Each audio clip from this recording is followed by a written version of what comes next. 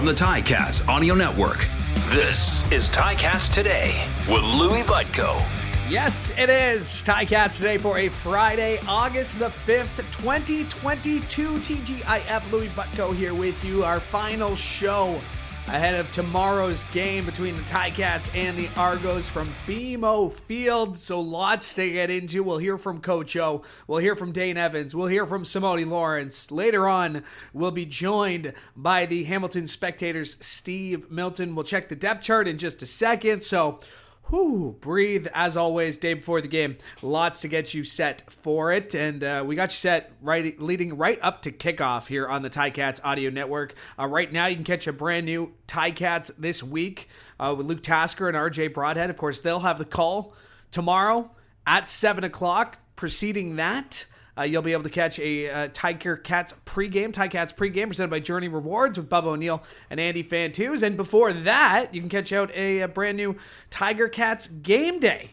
with Courtney Stephen and Mike Daly. So got you covered leading right up into kickoff for the first of 4 games in 5 weeks between the Ticats and the Toronto Argonauts. Let's take a look at the depth chart on how the Ticats plan on lining up tomorrow at BMO Field for their 7 o'clock kickoff. Let's start up front. No changes on the offensive line. It's Travis Vorncall at left tackle. Brandon Revenberg gets start at left guard. Alex Fontana is the starting center. Coulter Woodmansey is the starting right guard. And Colin Kelly getting the start at right tackle. Coach talks about the continuity on the offensive line coming up in just a sec, so keep that in mind. Starting quarterback Dane Evans will be backed up by Matthew Schiltz and Jamie Newman. At running back, getting the start is Don Jackson, backed up by Sean Thomas Erlington. And at fullback, it's Jake Burt, and behind him, Felix Garand-Gauthier is a game-time decision at that fullback/tight end position. And at receiver, out wide, you have Stephen Dunbar Jr. You have Mike Jones making his season debut in the black and gold. And then at slot from left to right, you got Tim White, Braylon Addison, and Lamar Durant making his second straight start. On defense, no changes up front. It's Mason Bennett, Micah Johnson, Dylan Wynn, and Julian Hauser at the front line. At the linebacker spot, back after a 2-game absence, and we'll hear from him in a second, Simoni Lawrence. Back at his will linebacker spot. Jovan Santos Knox is in the middle. Cam Kelly is at slot. And in the secondary, from left to right, no changes from last week. It's Jamal Roll, Cariel Brooks, Tunde Adeleke, Richard Leonard, and Ciante Evans. Handling the place-kicking duties will be Seth Small. Handling the punting and kickoffs is Mike Damagala. Gordon White's the long snapper. And Lawrence Woods III is the starting kick returner and punt returner. He is a game-time decision. It is Tim White and Braylon Addison backing him up in that spot. And just an update on the injured list, it's Alden Darby Jr., Wes Hills, and Lee Autry II on the 1-game injured list. Meanwhile, Pappy White, Nick Cross, Curtis Newton, Chris Van Zyl, Kyle Saxlid, Anthony Johnson, and Tyler Turnowski are all on the 6-game injured list. All right, that's how the Ticats will line up. For more from their final walkthrough, here is the head coach and president of football operations, Orlando Steinauer. Yeah, we're ready to take the test. We're ready to go out and play. There's not much more prep we can do, right? You got to see where you're at, and it's that time right now. I get it, yeah, and you know, it's rare when in football that, you know, a team looks the same each week when it comes to your roster. So, you know, yeah, the word you used is correct. It would be nice to have some continuity just to see where we're at, but that's, like I said, very rarely the case. So we're just, like I said, I feel like we're prepared, you know, and there's nothing left really. This is just what's left, the media, the fun, the sports entertainment value, but what's really left for the coaching staff and the players is to play the game. It is, but it always starts up front on both sides of the ball. So, you know, if we can't get to the quarterback, they're definitely talented at their skilled positions where they can make it happen over there, and they can do it in a hurry. You know, the quarterback speaks for himself. He's got a great arm, can make all the throws, and is mobile enough, and not scared to tuck it away and run it a little bit. And then, you know, when you flip it the other way around, you know, I like our matchup against them, but it's not about just a position group matchup. It's Toronto versus Hamilton. From Dane. You'd have to ask Dane. The emphasis hasn't changed, right? We got to protect the football, and we got to get the football. It's really not any bigger than that. Yeah, there's drills and there's that, but you got to execute it in the game. That's what it's about. So the difference is that, he didn't fumble at all, and we didn't fumble as a team or in practice. There was no signs leading up to it. And it's just it happened in the game. So the biggest difference is it's not happening in the games. O-line, I think it means a lot. There's other positions to plug and play, but I think when you're talking about the offensive line, it does matter. The continuity and being able to gel and just working with the person next to you. So we'll see.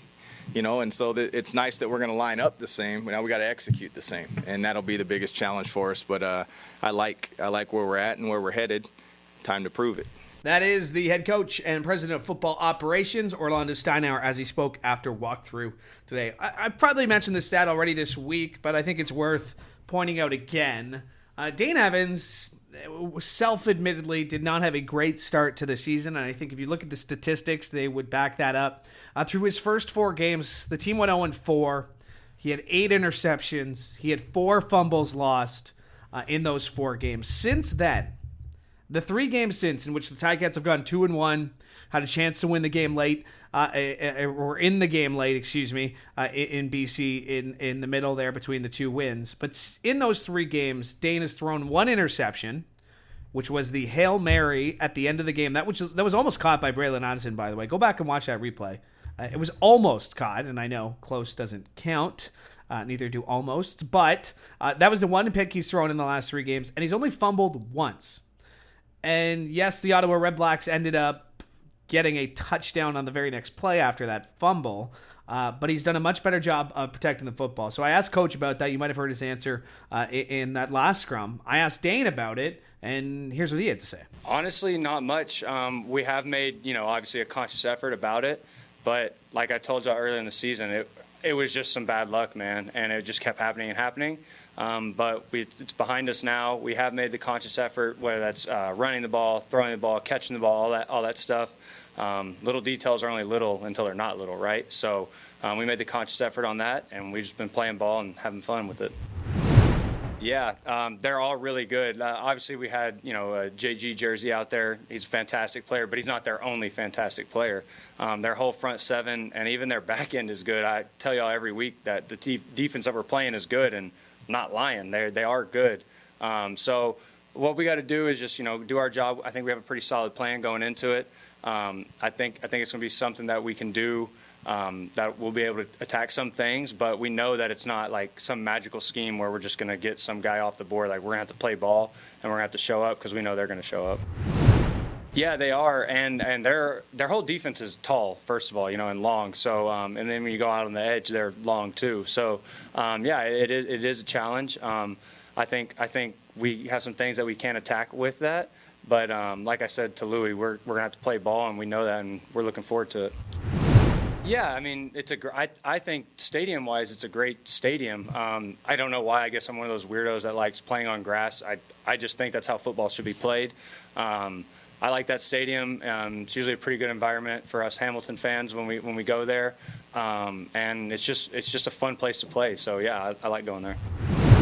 That we won. That was the biggest thing, and it was a true playoff game. I mean, you could feel the. Everything was on the line for both teams because it truly was, right? Snowed, it rained, it snowed again. Like, it was just a great football game, and we came out on top. So hopefully we can go do that again. And that is Dane Evans as we caught up with him after walkthrough today. And just a reminder, Full Scrum is always available at ticats.ca. Our guy Jack, the intern, does a great job making sure you get to hear what we had to say and the players' response to those questions. So go to ticats.ca to hear the full scrums, and you'll also be able to see the fit that this guy was rocking. Simoni Lawrence, he wears his sunglasses at night and indoors. But he had a lot to say heading into this one. Here's Simoni Lawrence after walkthrough. Yeah, Toronto's a good place. It's kind of like our second home. Our fans love going out there. We have a great time out there. Ever since I've been here, like we've been very successful there. And I just like the fact that how our fans love traveling down there. It's not a secret when we go to Toronto. That's like one of their biggest crowds, and that's a big big ups to our fans in Hamilton for loving the game so much. I feel like as far as like we just go out there as a team and we understand the mission, and going into an environment like that where it's like Toronto is supposed to be like the big city, and just being out here in Hamilton, we got to represent for Hamilton, because I'm sure there's some rivalries from Hamilton and Toronto. So like we're not just fighting our war, we're fighting, some Toronto and Hamilton wars as well. Toronto, they've been doing a good job finding ways to win. Same thing, like they're the same team. They go do a good job getting the ball out. They got a couple of routes that they love to run over and over again. Same girl, different dress type of thing. I feel like that's easy, controlling motions in a game that you get paid for to go out there and win. The objective of the game is always to win. And I feel like we do a great job here understanding that, you can tough battles. You don't really have to prove who's tough when you're playing a game of football, like there's going to be things said back and forth, but you learn early, like sticks and stones may break my bones, but words that never hurt. Do you plan on talking to Speedy or JG before the game? Oh, nah, I stay in the locker room and mind my business, and then I don't come out until it's time to play football. My mom did tell me to go and give JG and Speedy a hug after the game. I'm still thinking about it. And that is Simoni Lawrence as we caught up with him after walkthrough. Always a character. Always a quote machine, and always appreciate catching up with Simoni and getting his perspective ahead of the game. Always appreciate this guy's perspective, too, from the Hamilton Spectator. Very pleased to be joined by Steve Milton at the Spec. He's got all the numbers getting you set for this one in today's paper. He's got a great story on Abu Bakar Sissoko of Forge FC, which is a great story in itself. But let's stick with the Ticats here on Ticats Today, Milty. The one takeaway I seem to get was that these 4 games in 5 weeks, nobody I've talked to this week seems very excited about what we're about to see with the 2 teams back to back. Yeah, where it's really going to be, where we really notice that lack of excitement, and I think it's a little more than lack of excitement, Louie. I think it's disgust for a lot of people. It's neutering a tremendous rivalry, and it does a number of things. I don't know where all the details of this came from. There are obviously a number of factors at play here. It could be the stadium and that kind of thing, but this isn't good for the Argos either. I mean, they got a game in there when the X is on. They could put anybody in there. They could put a team wearing cowbells in there, and they're going to draw a little more than they normally do. So, yeah, I think we're going to notice it at the first, and we're going to notice it suddenly at the Labor Day when we take a look. And if one team has an advantage, a serious advantage by them, then they don't get a chance to do anything, or the other team doesn't get any chance to do anything about it in the final third of the season. Mm-hmm.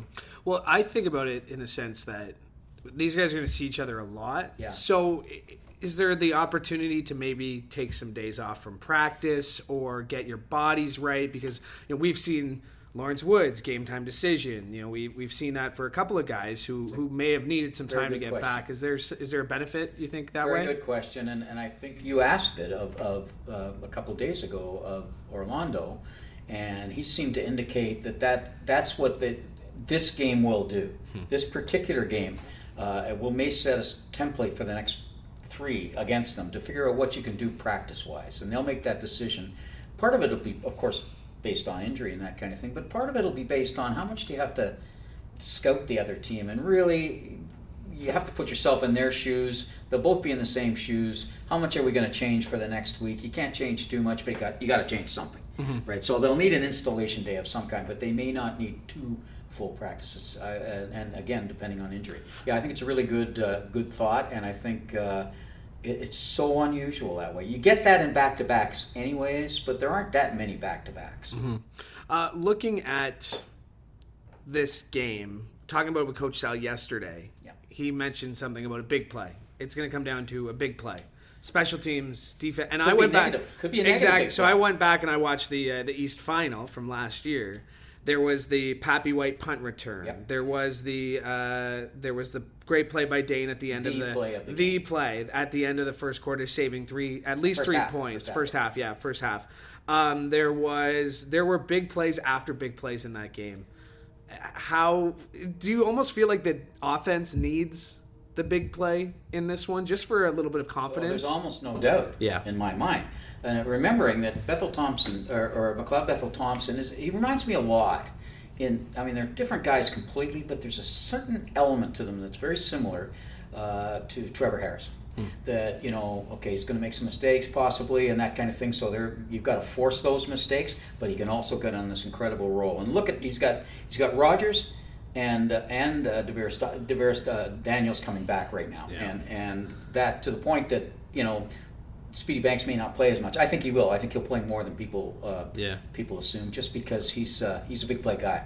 He may not give it to you every play right now, but when he does, he's a big play guy. I think the big plays are going to be a huge part of it, and I think Hamilton's going to need some on offense because it's going to happen the other way. Yeah. Well, Jagarrett Davis's big play in the end zone where he was more of a DB than a lineman. That was a play. That's right. That's right. Right. Hoagie brought that one up this week. I've forgotten that. Yeah. Right. I mean, that was that. Big plays there were. That was that game. The Pappy White one was the one that I don't know how I forgot. Yeah. But can we go back to a little bit here? And I wonder what you think. And it was part of the tone of it's generally you and I asking all the questions all week, and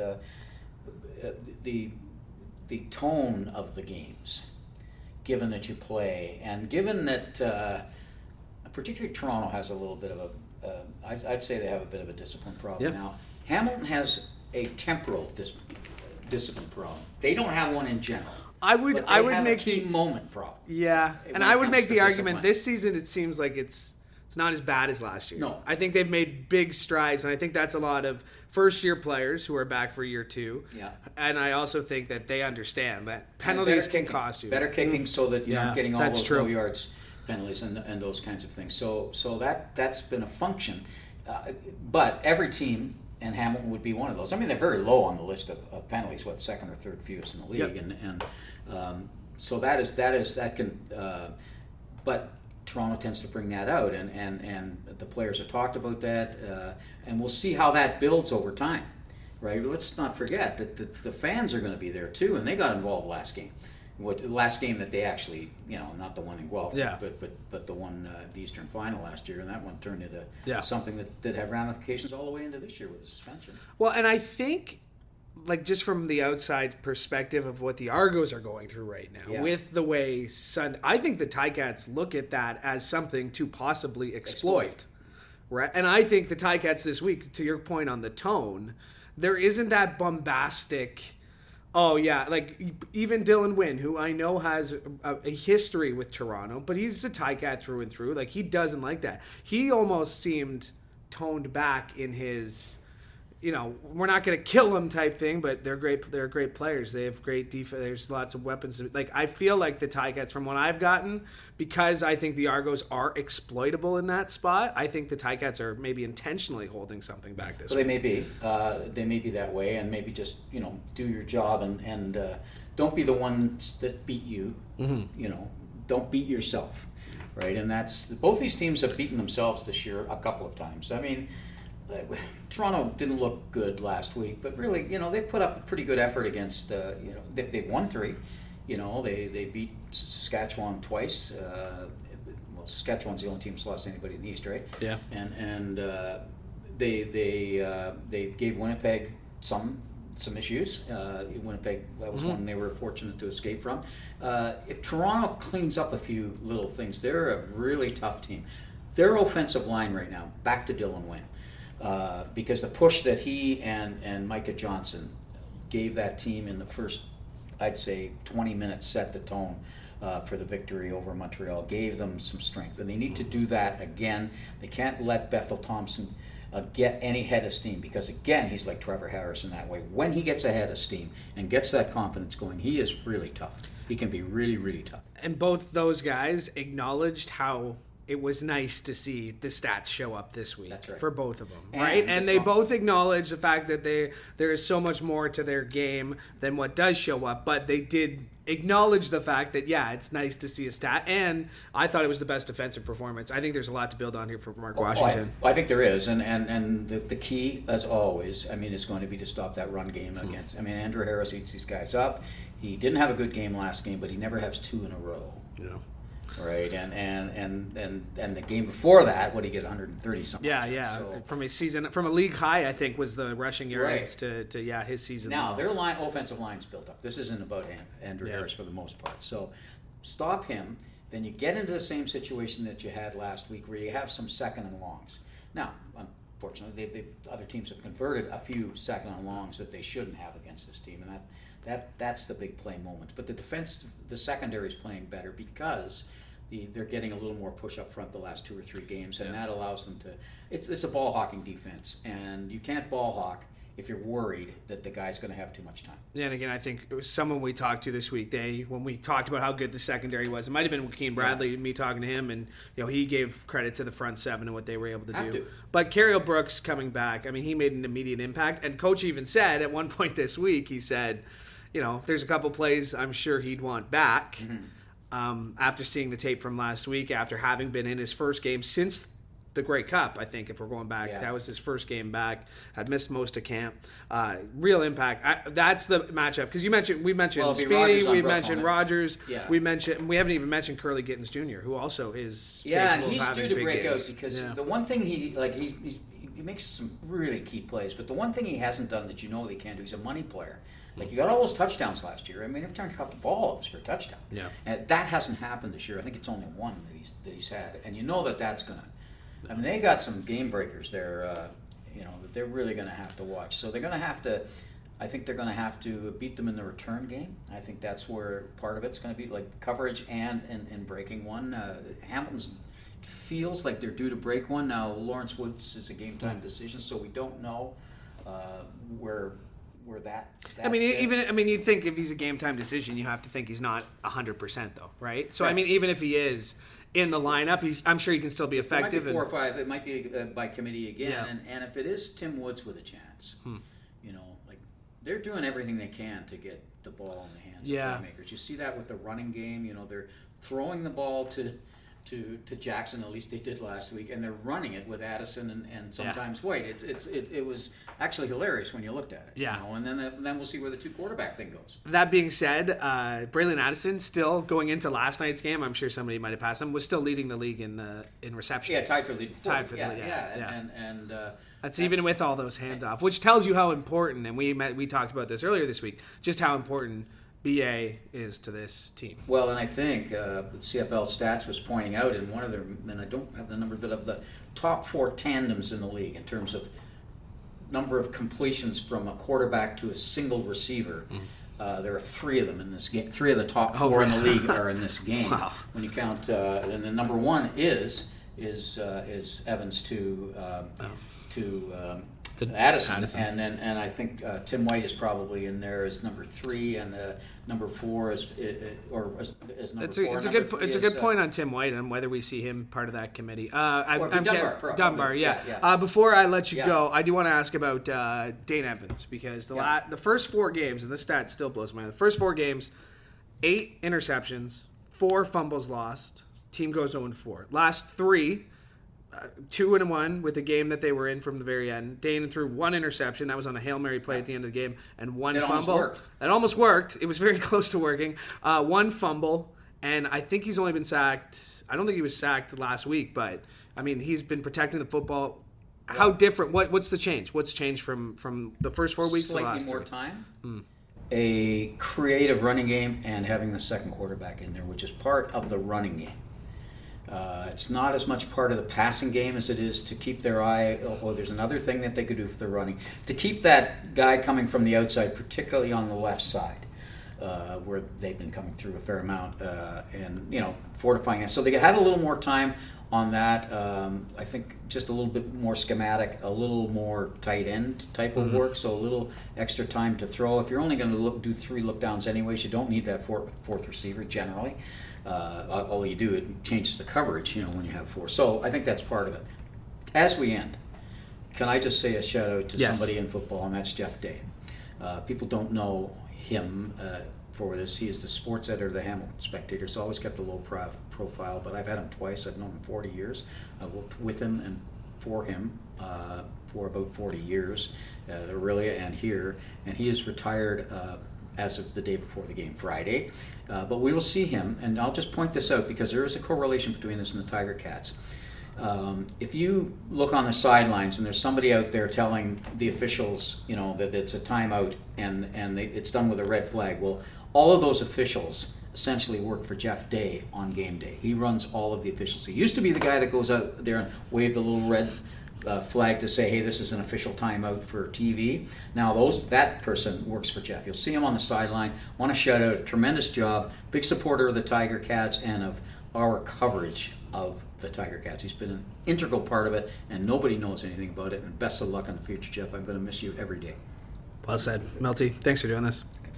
My thanks to Steve Milton. Always appreciate that chat right before the game. It's kind of like both of us are testing each other on what we thought we saw and what we did see, and always appreciate somebody who spends as much time, more time than I do at Tim Hortons Field, I will admit.